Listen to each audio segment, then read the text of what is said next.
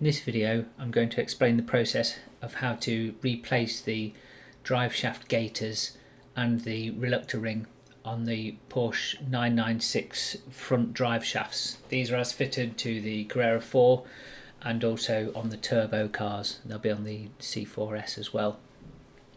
There's a common problem on these with the outer gaiters splitting because they have to move with the steering, so they get a lot more action than the inner gaiters. They tend to split, and also the Reluctor rings can get very dirty and corroded over time, and they can split. So in this first photo, just showing the difference between one of the drive shafts where I've done the refurbishment and the one where I haven't. So as you can see, we've got the new Reluctor ring on there, cleaned up with the new gaiters, and you can see the other end as well on the inner end where it's just a lot cleaner. The inner gaiters were absolutely fine, but because of the way that I change these gaiters, it makes sense to do the inner one as well because it's going to be taken off. So here you can see the state of the Reluctor ring. It's very corroded and in quite a sorry state. One of them had actually split, the other one hadn't split but was suffering with a lot of corrosion, so I decided to change both of them. The first thing we need to do is to get the old Reluctor ring off. One of them had split, so it almost fell off, just was knocked off with a hammer. But for the other one, I used a press to take it off. It didn't require a lot of force, but I did have to remove the gaiter first so that I could get it correctly mounted onto the press. So with that removed, moving to the inner end of the drive shaft, remove the cover on the end. This is just done using a drift and a hammer. So just tap it around on the edge until it comes off. If you need to, you can hold it in a vise and do it that way. That can make it a little bit easier, but I didn't have to for the outer ones. They came off easily. Then with that cleaned up on the inside, there's a circlip on the end of the drive shaft. Remove that. Then remove the inner gaiter. It's the inner gaiter that stops the drive shaft actually falling apart on the inner side. So with that removed, the drive section, the flange that goes onto the front diff, can then be just pulled off. There you see the cage and the ball bearing, so that can all then be cleaned up. The inner section of the drive then needs to be pressed off the shaft. On the two drive shafts that I did, one of them required a fair amount of force and would definitely have benefited from using the press. The other one came off relatively easily, so I guess there's a bit of luck involved in that. Then with that section of the drive shaft removed, I then set about cleaning up the other end of it. There was some corrosion on the drive shaft and some corrosion on the end piece as well, on the drive section where it goes into the hub.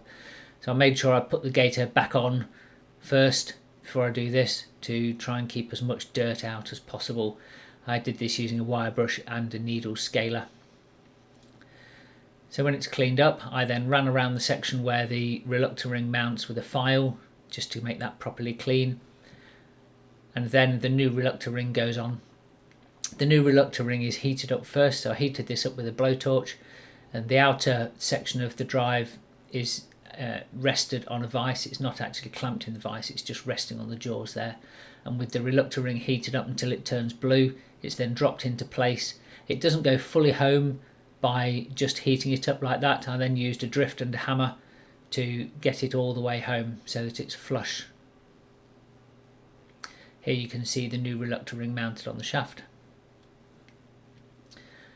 This outer join is then packed with grease when it's all been cleaned up after cleaning the old grease out, and then the boot, the new boot, can be fitted onto this. Then moving to the outer section, fit the gaiter and the cover, and then fit the inner drive section on the end. This is just a press fit on there. It didn't require a lot of force. I drifted it into place using a socket and a hammer, just holding the drive shaft. The inner drive section has a flat face and a face with a slightly raised side. It's the flat section needs to go on the outside to where the circlip goes. Then the circlip can be fitted. We now need to fit the inner drive section. I've done this as a video because it's easier to demonstrate. So when you look at the outer section, you'll see the slots for the balls don't run straight through, they're at an angle, and this means you get large lands and small lands on the outside and also on the inner section and when it's fitted, it needs to, the large land on the outer needs to go to the small land on the inner, and vice versa, otherwise you won't be able to get it fit together. So not like this, it looks like they line up, but that's not right. You'll also see there's a groove on the outside that needs to go to the end of the drive shaft. Now the way I fit this is I hold the cage in one hand, and then I put all the balls in the cage, holding them in place with my fingers. Obviously the ones at the top are held in by gravity, the ones around the side and at the bottom are held in with my fingers. And then with those in place, it's just a question of sliding it onto the outer section. But to get it to go on, the balls need to be at the end of the shaft, right at the end of the shaft. So you have to move the balls to the end of the shaft, as you can see there, and then slide it into place, and then it should go on very easily. You'll see it just slide on here. And then you can see the lands on there with the large lands and small lands opposite each other. Once that's done, the inner cover can be refitted after filling the joint with grease, and then put more grease in there, and then we can fit the gaiter onto it, and then do the same on the other side, fit the cover after the grease has been fitted.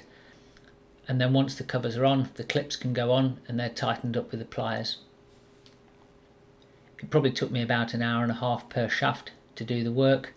I wasn't particularly hurrying, so it's not a difficult job to do. It's just about getting the technique right to get that inner joint refitted. I hope that was useful. Thanks for watching.